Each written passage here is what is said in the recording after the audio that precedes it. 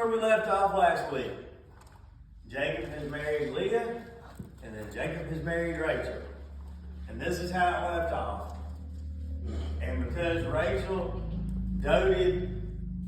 because Jacob doted on Rachel so much, God opened Leah's wombs, and what does she have? Kids, and then he closed it. So that's where we left off. Here's my title for this week, if you like titles. Jacob's women problems and his prosperity. Now, we won't get into his prosperity till next week, other than we hear about a bunch of children being born. But have y'all had a chance to read it yet? Besides Heather, because Heather's like, ugh. It was a soap opera. She said it was like a soap opera. And if you haven't read it yet, that's what it's like. We're going to take verses 1 through 8, and you're going to see what I'm talking about, and you're going to see what Heather's talking about. And it says this in verses 1 through 8. And when Rachel saw that she bare Jacob no children, Rachel envied her sister and said unto Jacob, Give me children, or else I die. And Jacob's anger was kindled against Rachel, and he said, Am I in God's stead, who hath withheld from thee the fruit of the womb? And she said, Behold my maid Bilhah. Go in unto her, and she shall bear upon my knees, that I may also have children by her. And she gave him Bilhah, her handmaid, to wife, and Jacob went in unto her. And Bilhah conceived and bare Jacob a son. And Rachel said, God hath judged me, and hath also heard my voice, and hath given me a son. Therefore called she his name Dan. And Bilhah, Rachel's maid, conceived again, and bare Jacob a second son. And Rachel said, With great wrestling have I wrestled with my sister, and have prevailed. And she called his name Naphtali. So we see here, the first woman problem that he had is Rachel. And I pretty much, point one is Rachel and her servant Bilhah. You don't hear anything bad about Bilhah, other than that. Rachel blames Jacob for not having any children. Jacob gets angry with Rachel and tells her that it is not good, that it is not him, it is God, that he cannot keep her womb for producing. So, I guess from a female's point of view, and y'all can tell me, I don't know if any of y'all took a while to have children. I mean, me and Heather waited until she was done with college with Alexa, right? Till she got out of college. Jade, I don't know about you because you got 20. You and Chris got 20 kids. So, I mean, it was like boom, boom, boom, boom. It was immediately. But I do know that in our church that we did pray for Maritha because they said she couldn't have children and she couldn't have children and she couldn't have children. And us as a church prayed. And what did God give her? A child. A son. And, how many times did she blame God? I don't know. But I can see Rachel. Well, Rachel's actually blaming Jacob, but she can't really blame Jacob because Jacob was able to have children. If Leah hadn't had children, okay, maybe we all know it's God because God's working in this. But I could see from her point of view blaming Jacob. But Jacob, and this is so weird, Jacob was sleeping with her older sister, was married to her older sister. And they were having children. I think it was 3 in the last chapter. She had 3. And Jacob gets mad. He gets mad. You see this first spat here, and he goes, Is it my fault? There's a disagreement. So y'all see that. Husband and wife have disagreements in the Bible, okay? It's not the ending of a marriage when you have a disagreement. And he says, Is it my fault? And I think she was kind of blaming God too. I really got a good feeling she's blaming God too. But she takes it out on what she can physically see. Just like a husband does. Just like, yeah. Or wife. Yeah, our wife. That's true. So here's my question. How many times have you gotten mad at God and blamed God because something's not going right in your life? Yes, so much. And we go around the room and every one of us could tell. And for y'all that read the chapter, you see at the end of the chapter, God blesses Rachel. But Jacob pretty much says, hey, Talk to the one who's in control, basically, is the way I read it. You can't blame me because God has withheld fruit from your womb. There's about a bunch of sex in this chapter, so I apologize. It's like super weird for me. But he says, hey, you can't blame me for God not causing you to bear fruit from your womb. It is not my fault. And so what does she do? She does the one thing that she shouldn't do. Or I don't think she should do. What does she do? She does exactly what Sarah does with Hagar. She gives her servant. It's already bad enough, and it's like I said, I can't remember, I think it was Leviticus, I can't remember where it was the last 18. week. Leviticus 18, was it Leviticus stuff? Leviticus 18, later on in the Bible, it says that a man should not marry two sisters because all it's going to do is cause strife. And later on he says, you only need one wife. You don't need to be married more than one wife because it caused strife. So there's already envy, there's already bitterness, there's already anger. Because why? Because Jacob's married to two sisters. It's already causing issues. As you read through this, you'll see that it causes issues. So Rachel comes up with a plan, not God's plan. She will give her servant Bilhah to Jacob. They will have children, and she will claim these children as her own. That's what it's meant by her saying, upon my knee, is that she will name the child and will welcome that child into her family, into their family. So Jacob takes Bilhah as a concubine. It says wife, but basically is a concubine and makes him his wife, and they have two sons. And then we get down to 9 through 13. And it says this. And when Leah saw that she had left bearing, couldn't have any more children, or so she thought she couldn't have any more children, she took Zilpah, her maid, and gave her to Jacob to wife. And Zilpah, Leah's maid, bare Jacob a son. And Leah said, a troop cometh, and she called his name Gad. And Zilpah, Leah's maid, bare Jacob a second son. And Leah said, happy am I, for the daughters will call me blessed. And she called his name Asher. So we see here's some more women problems. Leah and Zilpah. And I really think that Leah saw that, hey, okay, Rachel couldn't have children. What did she do? She gave her servant. She gave her maid to Jacob. Leah has become barren. It's almost like, me and Heather was talking about this yesterday, David, it's almost like they're in a competition of who can have the most kids. If you read this chapter, that's what it seems like. That it's a race of, oh my gosh, now she has two. I've got, was it 3, David? I've got 3 from the last chapter. She's catching up to me. So then she gives Zilpah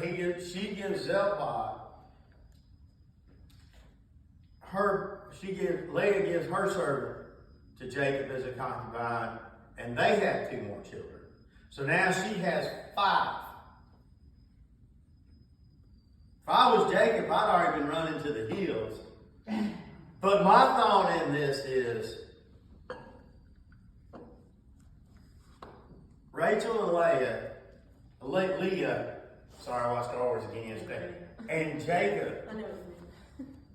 should have said, let's trust God, see what God has plans in all this, instead of taking it in their own hands. But just like Bible characters, we are the same way. How many times in your life, and even still today, do you take plans into your own hands, things into your own hands, and do them the way that you think is right to make things work out, instead of waiting on God and seeing what God has plans for you in your life? Too many times we want to take control. We want to have control. That's how we're made. That's how the world that's how we've been made. It's being human. We want control. We don't like giving control. David, how old are you again, David? 75. David, Right now. David will be 75 this month. How long you been I'm saved? 76. 76 this I'm month. 75 now. Okay, David, we're gonna keep him at 75. You look 74 to me, David, just so you know. I thought it was 65. Oh, look at Heather. How long you been saved, David? Since I was 16, so, Since he was David 16 years old. So David, the 60 years. we can all take a vote in here. David's probably, because Brenda's only 25 back here, and these two girls are 19. So we can probably take a vote. You've been the longest in this class that has, from a saved standpoint, walk with Jesus. Are you still trying to take control of everything you want to do? To a certain degree. It's hard not to. It's hard not to. So, and every one of us could go around the room and go, yeah. I've done, every one of us could go around the room and go, you know, I knew I was supposed to wait on God. I didn't have a clear answer from Him, but the opportunity came up and I made a way to get in it. I took it. And it wasn't what God wanted. But by the time I stepped in there, there was no way to step back out. God had to work it and take the long way around to make it work, to get it back like He wanted it. We can go around the room and every one of us can say that. We made it happen ourselves. Whether it's relationships, jobs, waiting on a vehicle, whatever it may be, we jumped the gun because we're like, oh, God's taking too long. Did He fall asleep? Does He not care? Does He not this? Here, I've got a plan. Well, that's what these two sisters did. I've got a plan. God must be sleeping. I've got a plan. I'm going to make it work. This isn't going to make me jealous. This isn't going to bother me. This isn't going to hurt my feelings. Hey, honey, I'm going to give you another woman. You sleep with her. You have children. I've got a child now. This sounds great, said no one ever in this day period, this period of time. So I don't understand how it worked. I would be scared half to death, David, if my wife came in and said, you know, we can't have children. Take this one. Because I don't care. Every one of us is in here as an adult. You have sex with somebody, the Bible says you two become one. You develop feelings for that person. It said Abraham had feelings for Hagar. He didn't want to send Hagar to get hurt. He didn't want to. How hard was it for him at that time to send her away? Like I said, y'all know me, I don't jump ahead, so I don't know if there's any more ever mentioned about Bilhah and Zilpah. I think there is, but we'll get to that when we get to it. If it is, I just don't remember. I'm not like my wife. She's like 3 chapters ahead of us right now. That's not me, because I'll be trying to incorporate all that into here and I can't get it like I want it. We get invested. Huh? We get invested. I know. So, some people may think that sounds great, but no. So we see this is what she does. And then this next part I kind of find humorous. And I was all going to get y'all mandrake plants, but Heather wouldn't let me. And once y'all find out what outside of these two ladies, any of y'all know what a mandrake plant is? Do you know Something Harry Potter. Is it like No, it is not. root? Huh? You're supposed to put it on your bed or something? No, it's Well, you can put it on. well. Let's read and then I'll tell y'all what it is. I don't know. Is it like a Let's read and I'll tell you what it is. He's like, oh, That's what really? it is. 14 through 21 says this. And Reuben, which is Leah's son, went into the days of wheat harvest and found mandrakes in the field, and brought them unto his mother Leah. Then Rachel said to Leah, give me, I pray thee, of thy son's mandrakes. And she said unto her, is it a small matter that thou hast taken my husband? You're his favorite. You've already taken him. I married him first, but he's just so madly in love with you, I'm second fiddle. And wouldest thou take away my son's mandrakes also? And Rachel said, therefore he shall lie with thee tonight for thy son's mandrakes. And Jacob came out of the... Well, let's stop there because I'm going to go there. So if you're writing this down, this is what I put for number 3. Making a deal over mandrakes. Making a deal over mandrakes. So we see Reuben, he's out there, and he's in the field during harvest time, and he's working, and he comes upon a plant called the mandrakes. Here's what they believed in those days that a mandrake was. It was a fruit. They said it looked like a small little yellow apple or something like that. It was a yellow fruit. And when you ate it, their belief was that if you ate it, it made you fertile. It was the Viagra of that time for both of them. They believed that if you ate of this fruit, you would become pregnant, or the man would be stout and be able to produce to make the one. This is so weird for me, okay? Ken would probably have a blast in here, and I could have a blast, but Heather's in here too, so it makes it weird. Glad I never went through Genesis with teenagers, because I'd have skipped over this chapter in a heartbeat. But that's what the mandrake fruit was. And so Rachel comes up. Here's Rachel. I can't have children. She can't have children. Rachel might have had children through her servant, but her desire is to have children on her own. As we've learned on Wednesday night and we've learned in this class, that was one of the things for a woman. A woman was to have children of her own. One of the books that I read said that's the goal, that if a husband and wife, because that was God's part of the marriage, a husband and wife, when they become one, their desire is to have children. But you hear so much today of people getting married and not wanting children. They don't want children at all. That was a blessing from God, was to have children. So Rachel's desire to have children of her own, because those two were her children, her adopted children, and she looked at them, but they're not from her. They're not hers and Jacob's together. She loves them that way, but still that love's got to be a little different. Me and Heather, our two girls are our girls. I don't know if me and Heather had got married later on and had children, I would still love those two daughters if they weren't my daughters, but it would not be like a daughter if me and Heather had had it together. And I know that sounds ugly. That's not how I mean it. But each of y'all can probably go through that if you've been through it. I don't know if y'all have or not. And so, here's Rachel. She says, so you've already got my husband, and now you want to take from my son his mandrakes? You want to take what he's got? You want to take them from him?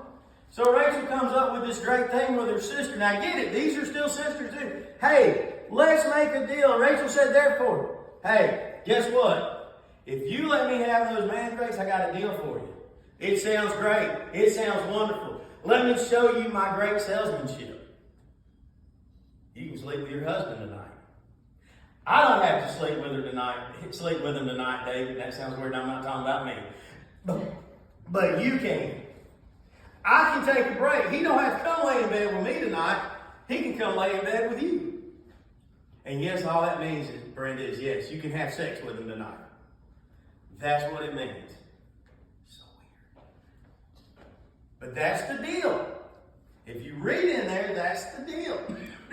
David's going to go back and read it and see if there's centerfolds in it later on. Y'all watch out on David over here. I know you spent a lot of time on this, really studying it. Now here comes poor Jacob. Now I blame Jacob as much as those two with all the stuff that's going on. And Jacob come out of the field. David, he's been working all day. And it was evening, and Leah went out to him to meet him and said, thou must come in unto me. Basically that means thou must have, tonight you must have sex with me. You're coming to my house. I'm not trying to be funny or anything. That's what it boils down to. And thou must come in unto me, for surely I have hired thee with my son's mandrakes. Hey, guess what? I'm your wife, but I've hired you out today. I made a deal. I made a bargain with your favorite wife. I've given her my son's mandrakes. You're going to come home with me. And he lay with her that night, and God hearkened unto Leah. And she conceived and bare Jacob the fifth son. And Leah said, God hath given me hire, because I have given my maid to my husband. And she called his name Issachar.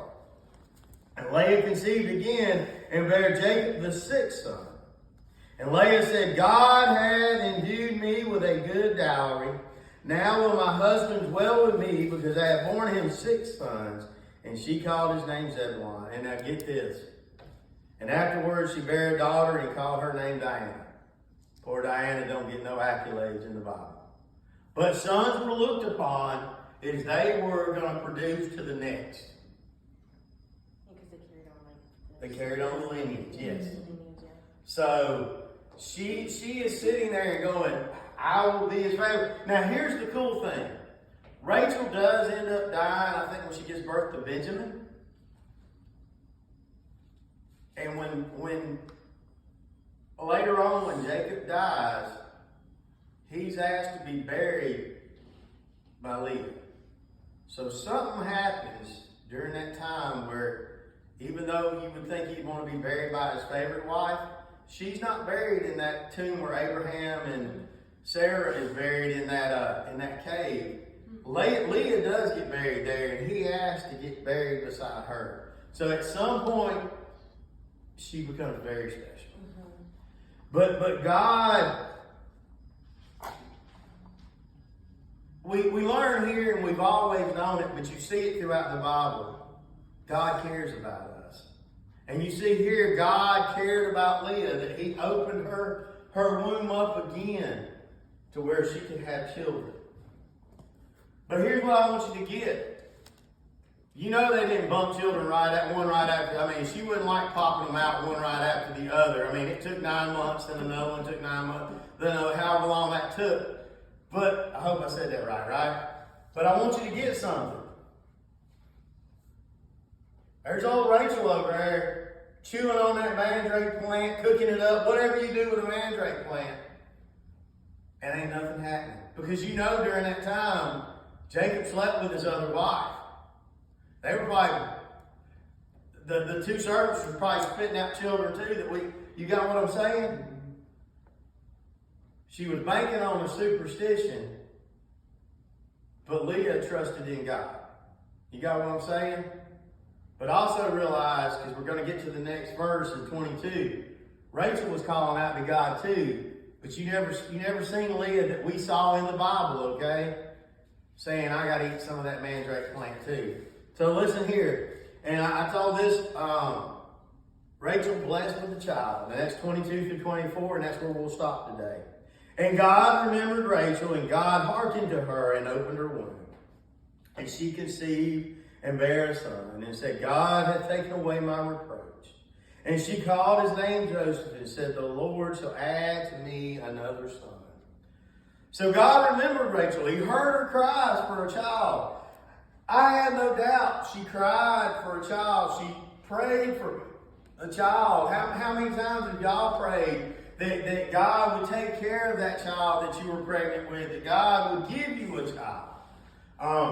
I don't know. I mean, I imagine you had to pray for that as we have children, God would give us children, that she wouldn't be barren. I don't know. We didn't go into detail on that. If she told me, I don't remember it either. I'm getting old, so you can ask her. I forget things.